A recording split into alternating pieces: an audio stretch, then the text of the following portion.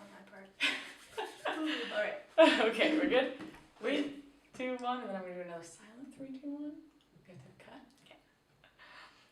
So it's been almost a year now since we ran our Kickstarter. When we did our Kickstarter, we wanted to do all these creative rewards, and we were really excited as we put out ideas for people to be able to name streets and characters and create alien species. And our Kickstarter was successful, and we celebrated, and we started getting all of these in. And it was a bit of a surprise. It was quite a surprise.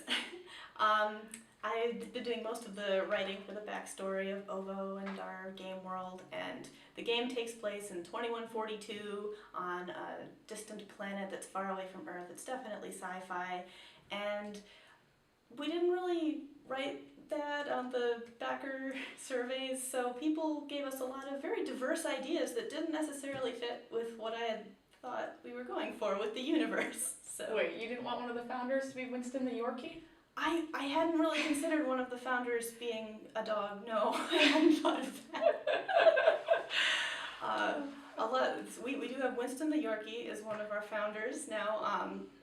A lot of people decided to use their gamer tags instead of their names for founders, so I thought that the founders wall was going to be just a bunch of regular looking names, first name, last name, that sort of format, and we have a lot of just screen names instead. I think Shaver is one of them, just Shaver. What are some other ones? So Caroline came to me one day and said, well, it looks like in the 2100s it became really in to just use your gamer tag as your real life name. Yeah. So, that happened. Yeah. Do you have any other examples you wanted to share? I guess one of the best examples of a screen name that we had to incorporate was the Bananalord. One of our backers wanted their founder's name to be the Bananalord, and some backers got to choose a little tidbit that an NPC would have to mention in the game, and the tidbit was that this person is a Minecraft maniac and all-around awesome kid. The all-around awesome kid is fine, but Minecraft, since it's 2142, is an ancient, hundreds of years old game, and I'm thinking, how can I incorporate this? Caroline comes over to me, she's like, what are we going to do about this? How are we going to work this in? And then she also discovered that somebody else wanted a street. Well, they got to name a street Bananalord Parkway. Bananalord Parkway, yes. And then somebody else wanted to name a street completely independently Bananas. Just Bananas.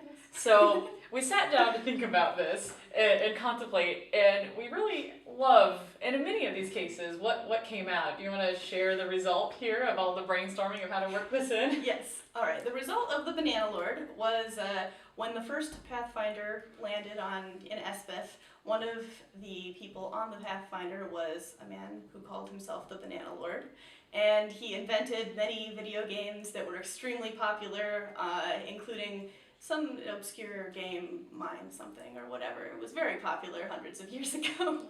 Anyway, he founded Espeth's first and only arcade, which is called Pixel 8, and eventually all of his high scores ended up on all of the games, and eventually kids in Espeth would see all these high scores by this person named the Bananalord, so they think that this Bananalord must be like an awesome gamer, the most awesome gamer in the world, so a big fan club for the Bananalord is active in Espeth among the children of Espeth and the children who go to the arcade.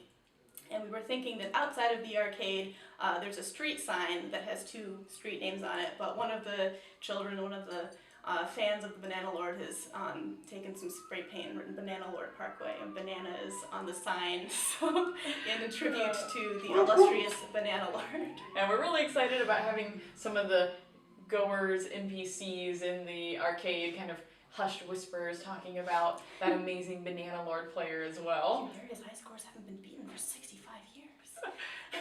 Yeah, so it was really interesting for us because we came in with this very specific vision that Caroline had been working on, but we were not very specific on requirements for things like first and last name. And at first we went into a little bit of a panic, but what really ended up happening is that we realized how much real our world is because of things like this that we never would have thought of, that our backers requested to put in there. Yeah. Yeah. Espeth is a city that has been created. It's existed for a little over 50 years now. There have been several generations of people, and the point of Espeth really has become that there's a lot of different people, not only people who study different things through the Taito Foundation and Taito Academy, but also shop owners, artists, and people who play at arcades, people who don't really have anything to do with Taito Academy. It's a very diverse place, and having to incorporate all of these diverse backer, crowdsourced writing things has made Espeth more real and more diverse the way that it actually would have been. It wouldn't be, created in the mind of one egotistical person, which it would be a lot of different people coming together. You're not egotistical. Oh, you're right, I'm not. So really what we wanted to say is thank you to our backers. You guys have made our world so much more amazing than it ever would have been. And we're really excited over this next week as we celebrate our 1 year to be able to start sharing some of the results that we've been working on for this and all of the really fun backer created things that we've started integrating: street names, characters, founder names, alien species. The world is incredible because of you. Yes, it is.